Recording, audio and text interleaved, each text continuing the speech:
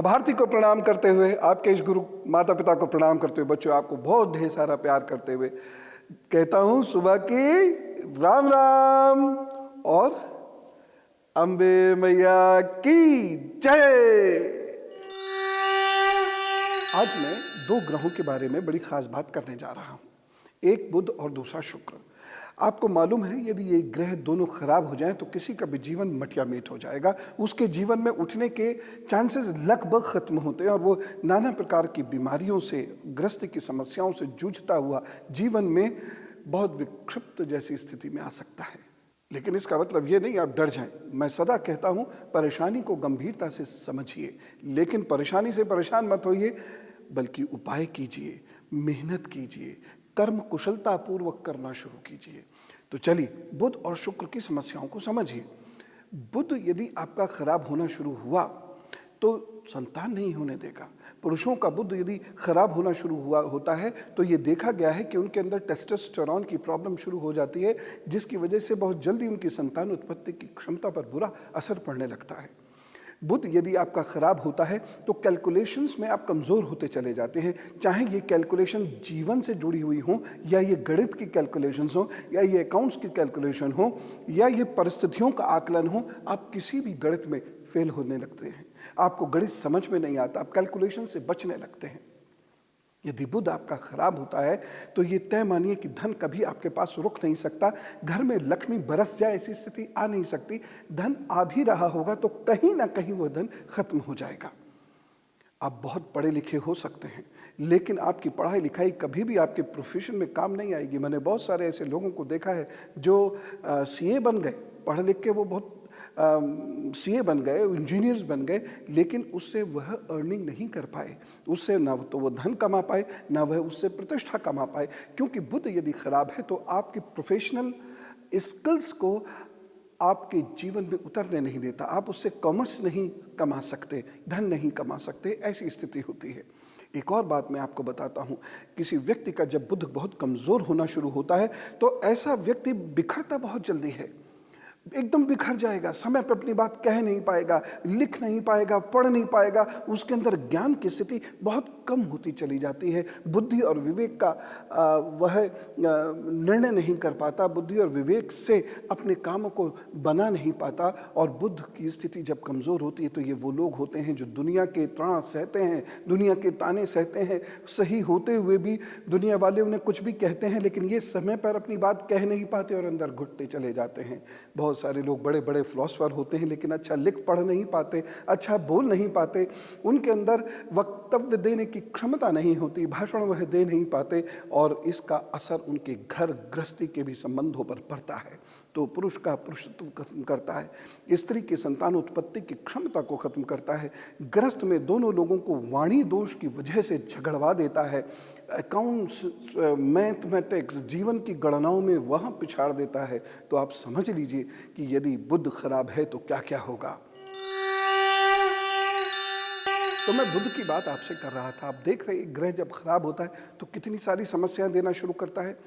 बुध की कमजोरी से एक दो परेशानियां और होती हैं जिनके बारे में सुनेंगे तो आज आप अचंभित रह जाएंगे।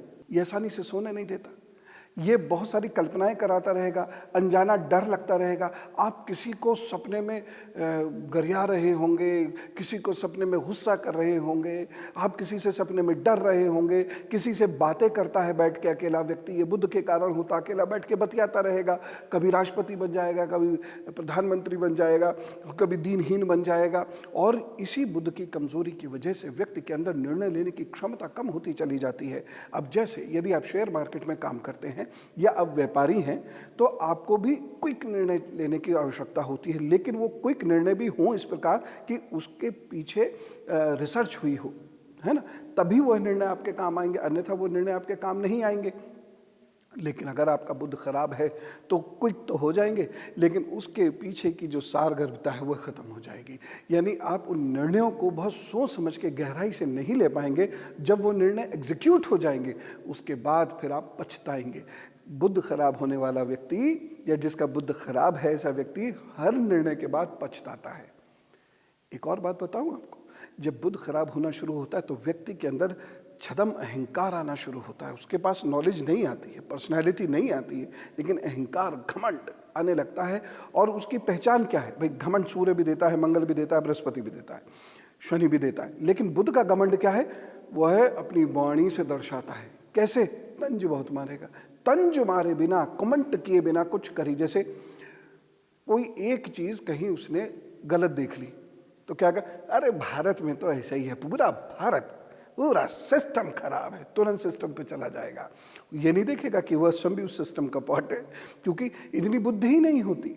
और उसकी दोस्ती सिर्फ उन्हीं लोगों से हो सकती है जो किसी को भी लानत भेजने में मास्टर होते हैं, काम भले ही कुछ ना करें, क्योंकि बुध आपको काम नहीं करने देता। और खासतौर से पुरुषों के लिए तो ये काल बन के टूट पड़ता है। बुध अल्प आयु में मृत्यु के संकेत देता है यदि खराब है तो कितनी सारी परेशानियों की फेहरिस्त मैंने आपको पकड़ा दिया। अब आप डर रहे होंगे, लेकिन मैं सदा कहता हूं डरना नहीं है, ये सिर्फ अलर्ट करने के लिए होती हैं बातें। आप अलर्ट हो गए हैं ना, अब आप उपाय कर लीजिएगा, आप सब ठीक हो जाएगा। चलिए नोट कीजिए, जो लोग माँ दुर्गा की नित्य प्रतिदिन आराधना करते हैं उनको बुध की समस्याएं नहीं सताती। विशेष रूप से यदि आप महिषासुर मर्दिनी की स्तुति करते हैं तो आपको ये परेशानियां नहीं होती।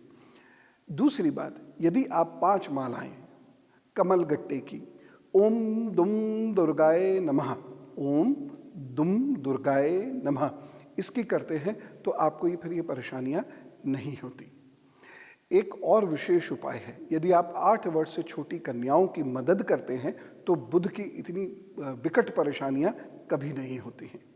एक चीज़ और ध्यान रखिएगा, जिसका बुध खराब होगा उसको बुआ का सुख नहीं मिलेगा, लेकिन बुध को ठीक करने के लिए बुआ बहुत ज़रूरी है। इसलिए आप बुआ के पैर वैर छूते रहिए, कभी कभार उनसे बातचीत करते रहिएगा, आपका बुध अच्छा रहेगा।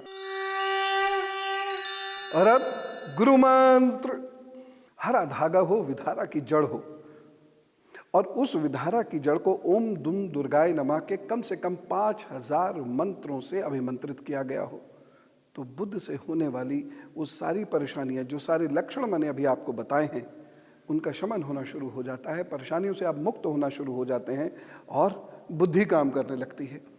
वैसे आपको एक गहरी बात बताऊं, जिस व्यक्ति के कर्म शुद्ध होने लगे और बुद्धि का जागरण होने लगे, विवेक का जागरण होने लगे, वह स्वतः ही बहुत सारे ग्रह जनित परेशानियों से बाहर निकलता है। इसलिए हम तो प्रार्थना ये करते हैं, हे मात मेरी, शक्ति मेरी, शुद्ध मुझको कीजिए। शुद्धता सबसे बड़ा उपाय है, ये अगर आपने कर लिया तो बुध कभी भी परेशान आपको कर नहीं सकता। बुध क्या, कोई भी ग्रह नहीं कर सकता। लेकिन शुक्र की बात तो रही गई, कल बताऊंगा। अभी तो हमारे पास माँ दुर्गा के कई दिन है ना, तो कल मैं शुक्र की आपको बात बताऊंगा। ये बहुत सारे निसंतान दंपतियों के लिए भी बहुत आवश्यक होगी। कल जो मैं शुक्र की बात करूंगा, जिन लोगों की ज़िंदगी में वैभव नहीं है उनके लिए भी ये बहुत ज़रूरी होगी। कल जो मैं शुक्र की बात करूंगा वह उन लोगों के लिए भी बहुत आवश्यक होगी जो जीवन में कोई विशेष शक्ति प्राप्त करना चाहते हैं। अभी हम चलें, बोलिए अम्बे मैया की जय।